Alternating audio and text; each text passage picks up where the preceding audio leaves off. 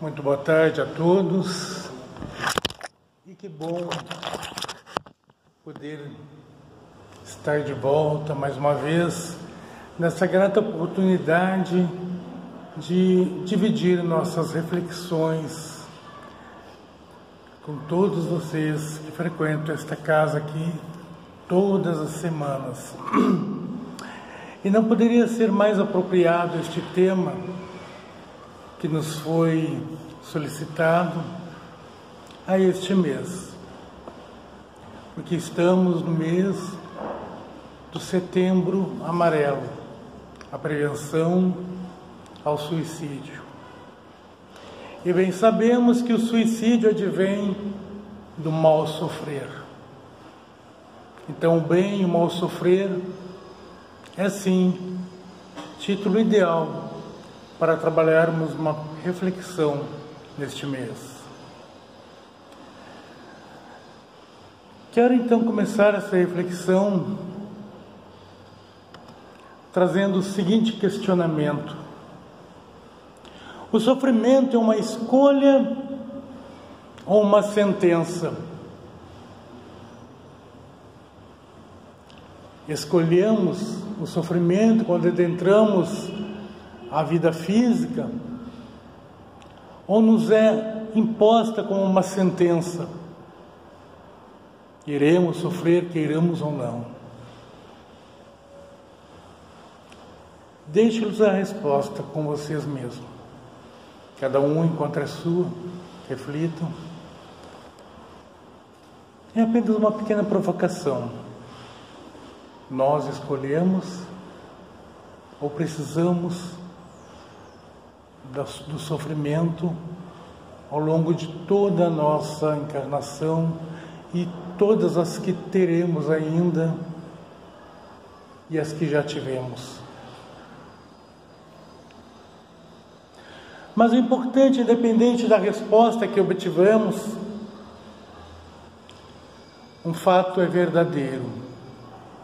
O sofrimento, e aqui eu chamo também das nossas insatisfações, existe, é real.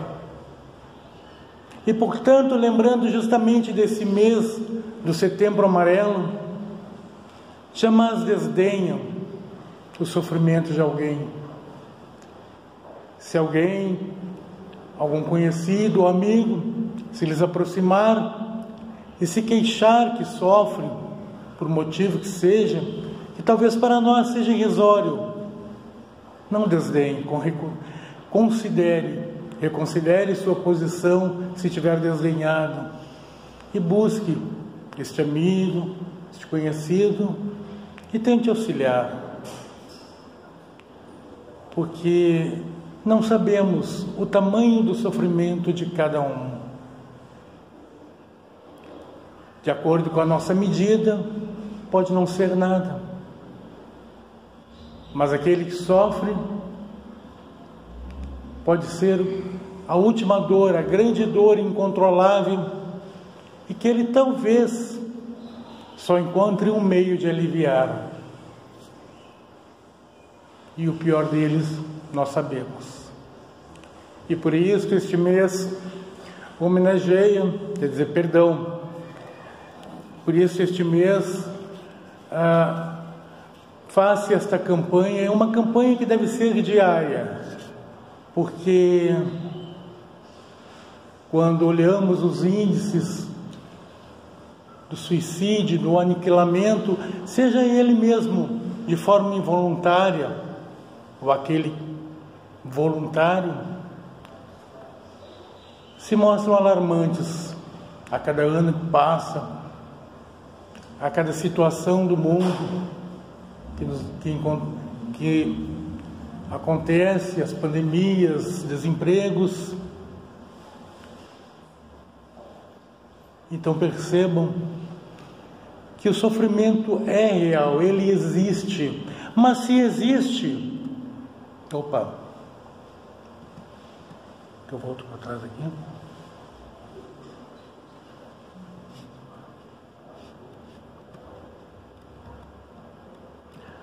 Se existe, o sofrimento possui causas.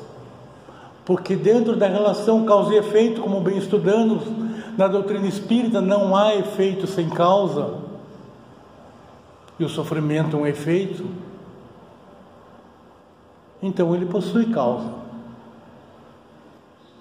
Para uns talvez uma, mas certamente na grande maioria não é apenas uma, são várias as causas do sofrimento. E se possui causas, o sofrimento pode ser minimizado. É possível. Podemos minimizar este sofrimento. Certamente no momento que estamos translocados, envoltos num sofrimento sem saída, mal conseguimos perceber que ele possui causas e que ele ainda pode ser minimizado. Não vou dizer extinto, minimizado. Mas se possui causas e se pode ser minimizado, existem caminhos, existem decisões, existem hábitos que podem nos conduzir a essa minimização desses sofrimentos, das nossas insatisfações, que se não tratadas adequadamente, se não dadas a devida atenção, podem nos conduzir a decisões nefastas.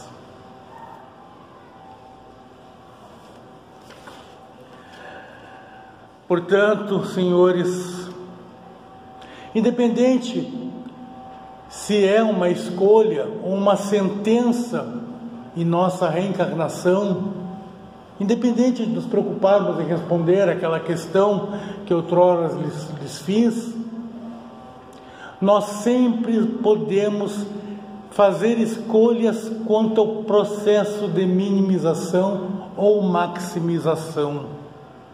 Nós podemos, e somente nós. Claro que com certeza receberemos auxílios dos outros, devemos auxiliar uns aos outros, mas há aquele trabalho que é nosso, a nossa decisão. Então, nós sempre poderemos escolher a gradação que queremos dar a esse nosso sofrimento. Trouxe ali um trecho, uma citação de Lacordaire, que está nesse item 18, que intitula a nossa reflexão, Bem e Mal Sofrer, em que ele diz: a maneira como o espírito vive essas naturais tribulações, assim podemos dizer, é que faz a diferença. Daí o bem sofrer e o mal sofrer. É um texto grande que abre ali o item e que merece ser lido. Pensei essa parte da citação dele, do pensamento que ali ele coloca desta rica mensagem. Então, vejam que a maneira como o espírito vive essas naturais atribulações, porque são naturais, porque o sofrimento realmente existe. Porém, ele deixa muito claro, a diferença está na magnitude que nós damos a este sofrimento. Como nós o elegemos como algo extremamente importante e que nada mais conseguiríamos fazer se não resolvermos o problema, ou podemos seguir a trajetória, mas suavizar o problema. Kardec, na questão 133 do Livro dos Espíritos, que é um complemento ali, onde ele já houvera feito uma questão anterior sobre os motivos da reencarnação, ele então, após ouvir a resposta dos benfeitores, ele continua um pouco mais seu questionamento e pergunta aos benfeitores: mas então, de que serve aos espíritos seguirem o caminho do bem, se isso não os isenta das penas, dos sofrimentos da vida corporal? E os benfeitores então responderão a Kardec: as penas da vida são frequentemente a consequência da imperfeição do espírito. Quanto menos imperfeito ele for, menos tormento sofrerá. Aquele que não for invejoso, nem ciumento, nem avarento ou ambicioso, não passará pelos tormentos que se originam desses defeitos. Então percebam que os benfeitores deixam claro que a questão está realmente conosco. Seguindo adiante, façamos então um outro questionamento. Agora aqui, eu já estou isento de todas essas imperfeições? Perguntemos de nós para nós mesmos. Estou no dia de hoje? Como estou no dia de hoje? Cada um pergunte a si mesmo, no mais profundo do seu ser: como eu estou no dia de hoje com relação àquelas imperfeições que Lacordaire, o Espírito, manifesta ali, que ele pontua em sua resposta? Como está o nosso índice de inveja? Está baixando? Como está o nosso índice de ciúme? Está baixando? Já somos menos ciumentos do que já fomos? Como está a nossa avareza? Estamos destinando os recursos necessários para a nossa manutenção e para a manutenção daqueles que estão sob os nossos cuidados? Ou somos avarentos ao ponto de querermos economizar para o futuro, deixando e nos desleixando com o presente? Como está o nosso coeficiente de ambição desmedida? Sabiam que ambição não é alguma coisa totalmente ruim, né? É importante ter um pouco de ambição, porque a ambição, quando na medida correta, ela nos impulsiona a projetar, a querer algo melhor. Entretanto, quando de forma desmedida, ela nos condena a ações, a pensamentos, ao uso incorreto da palavra, justamente por causa da ambição desmedida. Não temos freio, queremos chegar a um determinado ponto e passamos por cima, literalmente, como dizemos no popular, né? Nós tratoramos, passamos por cima do que estiver na frente para realizar o nosso intento. Ou será que a nossa inveja, ciúme, avareza e ambição ainda está em modo crescente? Temos observado isso, temos feito essa reflexão interior? É importante que façamos.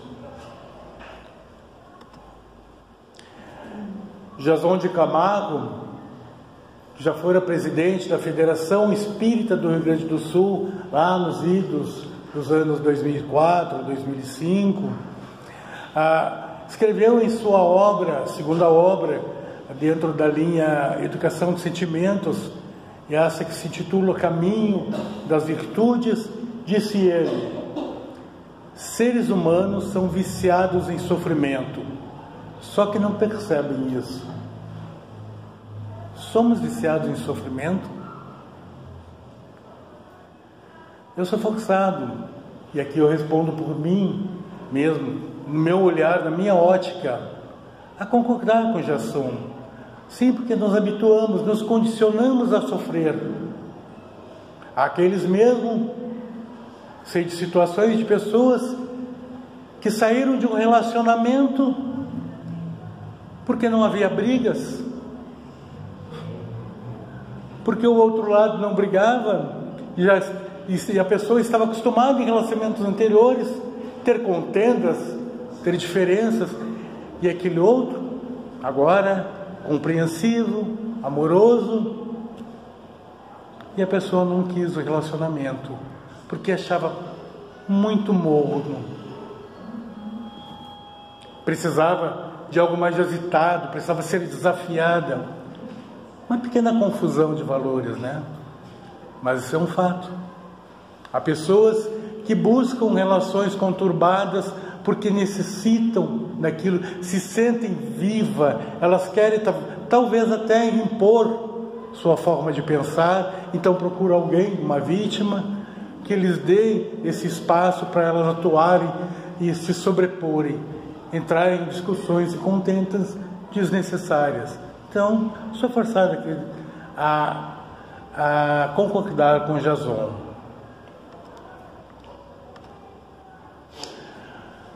Havíamos falado lá sobre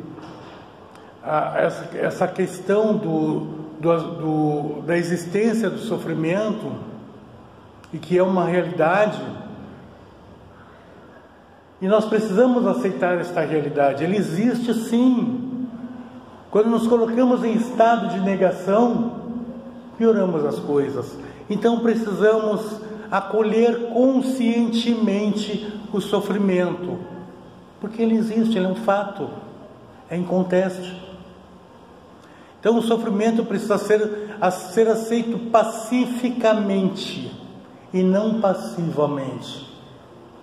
Há uma diferença gritante entre aceitar a dor e o sofrimento passivamente, que é aquele que nada faz, não tenta mudar a sua condição, não tenta melhorar, e aquele que de forma pacífica, tranquilo, busca a compreensão do que lhe acontece, e aí até de forma ativa, pacífica, mas ativa, busca encontrar solução para os seus diversos problemas, para aquilo que lhe aflige, para sanar as suas dores, minimizar seu sofrimento.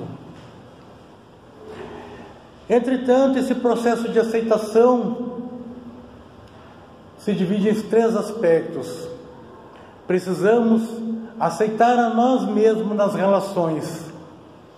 Haverão relações harmônicas e não serão o tempo inteiro harmônicas, porque não existe aquele casal que nunca vai ter uma contenda, uma pequena discussão, e que vai gerar um certo sofrimento, uma dor, uma tristeza. Isto é sofrimento também. Para alguns pode ser que uma tristeza não seja sofrimento, ficar emburrado não seja um sofrimento. Para outros isso pode ser muito significativo. Uma simples discussão pode ser motivo de um entristecimento durante o dia inteiro para uma pessoa. Outra poderá dar os ombros e simplesmente sair para se divertir.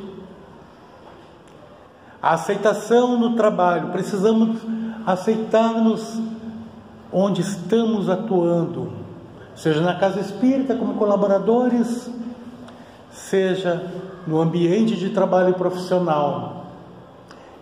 E aceitar-se significa parar de se comparar ao outro, parar de se medir pelo outro.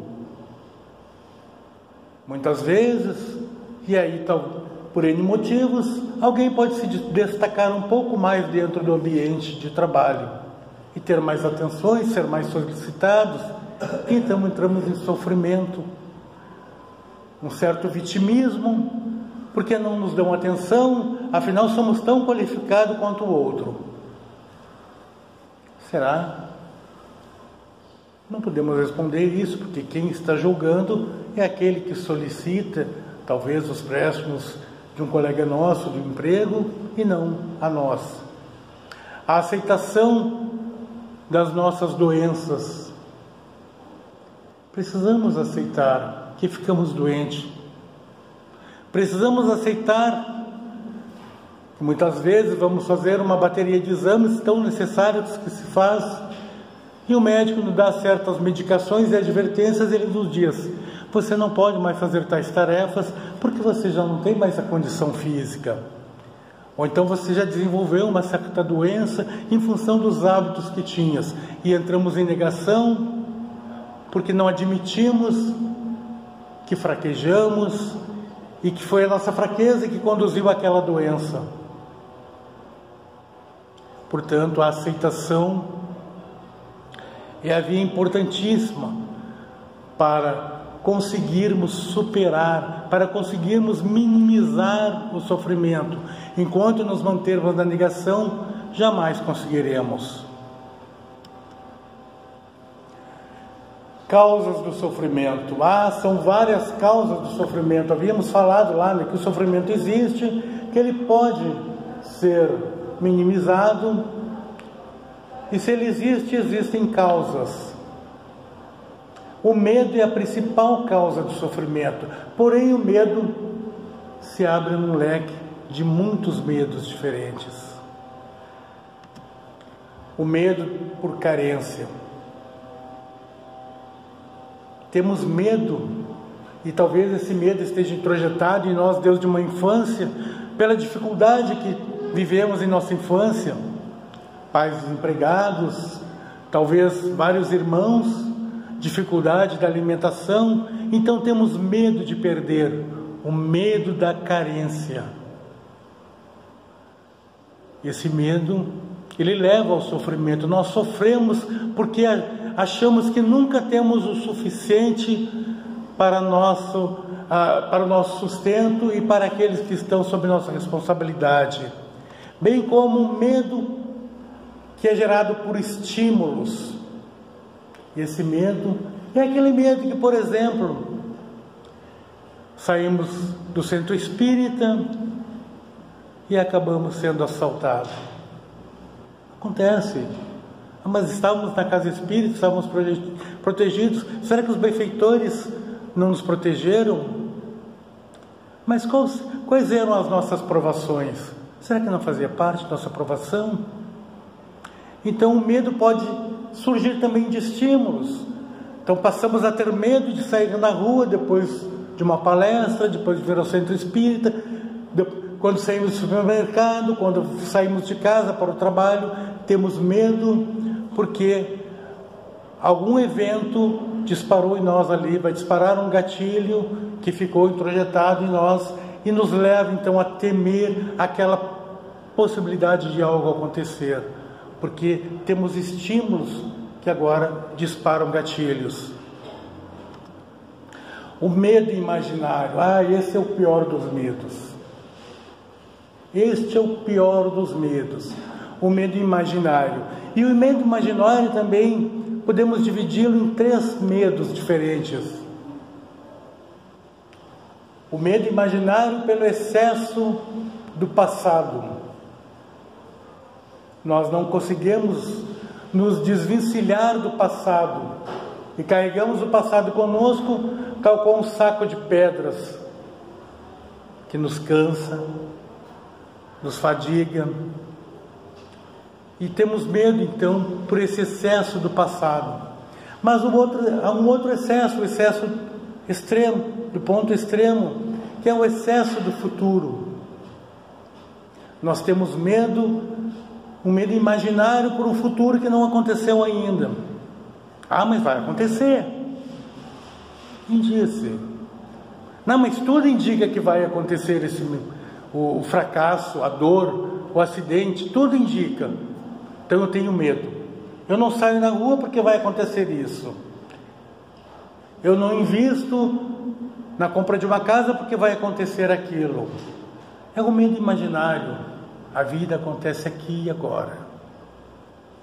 Também existe um medo que advém do pensamento compulsivo, chamado SPA, a Síndrome do Pensamento Acelerado. Aquele pensamento que não para, está o tempo inteiro correndo, e isso nos gera um medo, porque nós não conseguimos descansar a mente. É compulsivo, nós começamos a pensar o tempo inteiro, mas não conseguimos relaxar, porque simplesmente quando tentamos relaxar, vem aquela ideia na cabeça e começa já a projetar um futuro, começa já a remeter ao passado, começa já a pensar em mil elucubrações. Mas se há causas, como havíamos comentado, a profilaxia. O sofrimento, como havíamos afirmado no começo, ele pode ser minimizado ou pode ser maximizado, se quisermos ou se nos desleixarmos.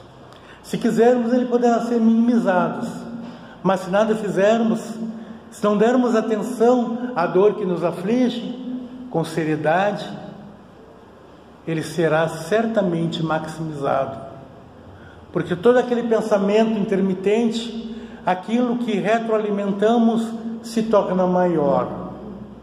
Assim, trago aqui 8 hábitos para minimização do sofrimento, de nossas insatisfações. Por exemplo, ficou cobrindo um pouco ali no primeiro, mas é o pensamento sobre o hábito do pensamento sobre o mundo, em relação ao mundo, sobre as questões da vida. Precisamos entender o nosso pensamento. O nosso pensamento, quando desordenadamente, como dizia um grande sábio no passado, distante, 5 séculos e meio antes do Cristo, o pensamento é como um macaco, quando bebe, começa a pular, daqui a pouco ele leva uma ferroada de um caranguejo, ele continua pulando, e assim vai até enlouquecer. O pensamento precisa ser domado, e precisamos domar este pensamento. Não podemos deixar fugir de nosso controle. Precisamos aprender a falar corretamente. Vamos domar a nossa fala, que seja a nossa fala uma oração. Com a fala podemos edificar uma nação, podemos conduzir um irmão ao autoaniquilamento. A importância então da fala, senhores.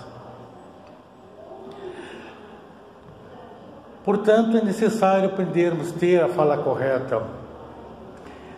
E este pensamento correto, unido com esta fala correta, vai nos conduzir a ações corretas. Tomaremos decisões corretas, agiremos de uma forma mais comedida, mais sóbria.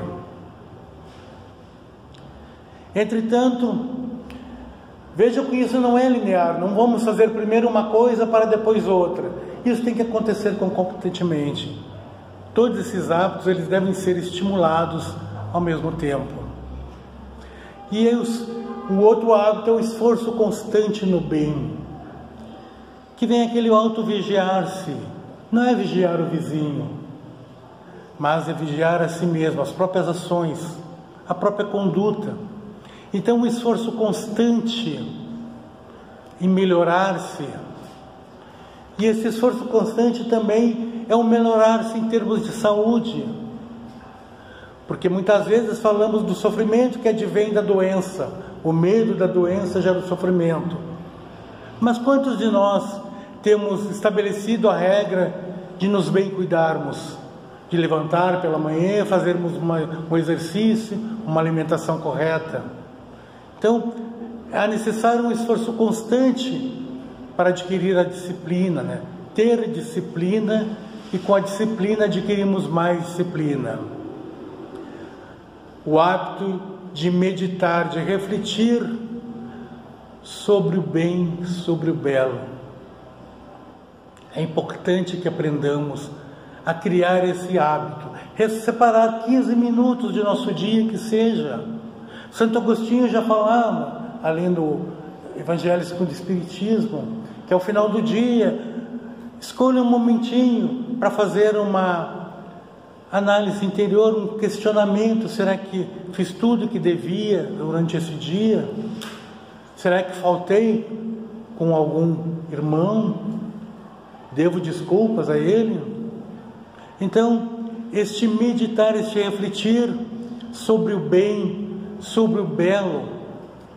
Um grande matemático célebre do século 16, 17, costumava dizer que vivemos no melhor dos mundos, no verdadeiro paraíso. Claro que chamavam ele de maluco, né? mas ele estava verdade.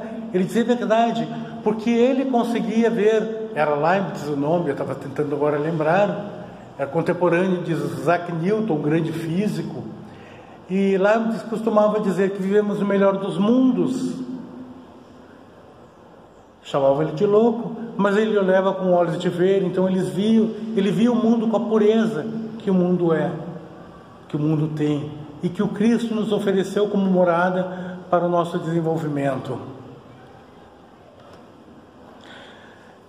Nesse exercício constante, senhores, não vamos extirpar o sofrimento de nossa existência, porque ele é intrínseco à existência. Podemos escolher as nossas provas, mas podemos também escolher, como dissemos, suavizar o nosso sofrimento. Então o hábito constante, o exercício constante desses hábitos vão nos conduzir a uma minimização de nosso sofrimento. A dor diminui. Sem contar que o trabalho enobrece também, né? E se nos ocuparmos ativamente no trabalho do autoaperfeiçoamento, no trabalho de ajudar o outro, também estamos desviando o olhar de nossa dor e com isso aliviando, e com isso também aliviando a dor de um próximo, auxiliando no alívio da dor de um próximo. Finalizando então, quero aqui trazer 2 trechos da maravilhosa mensagem do Espírito Verdade, que está lá no capítulo 6 do Evangelho segundo o Espiritismo, o Cristo Consolador. Porque se acharmos que simplesmente exercitarmos aqueles hábitos não é o suficiente, que nossa dor não diminui nunca, estamos constantemente exercitando aqueles hábitos, mas ainda nos queixamos da dor, lembramos do Mestre. O Espírito Verdade nos diz: em verdade vos digo, os que carregam seus fardos e assistem os seus irmãos são bem-amados meus.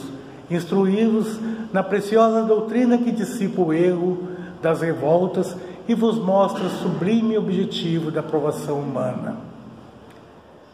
E com aquela voz amorosa, ele nos diz: sou o grande médico das almas e venho trazer-vos o remédio que vos há de curar.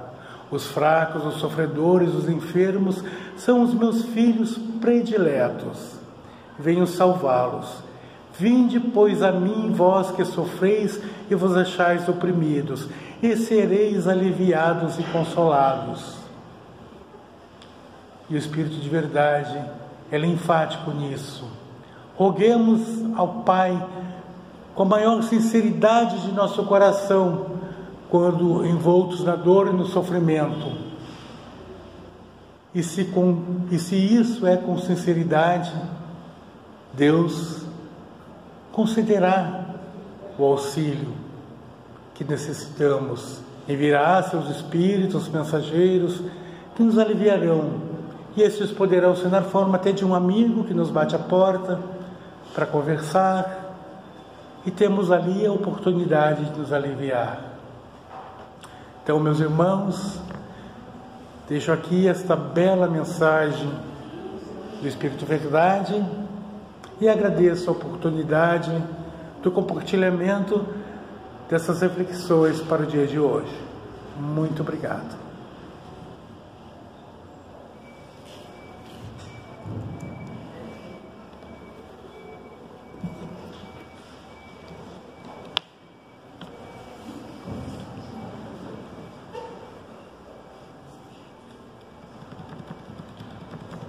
Agradecemos ao irmão Real pelas reflexões, a importância de aprendermos em nossas vidas, tirar algum proveito dos sofrimentos, que, como ele disse, fazem parte da nossa existência nesse planeta de provas e expiações. Falou também da aceitação, como é importante aprendermos e vivenciarmos a virtude da resignação.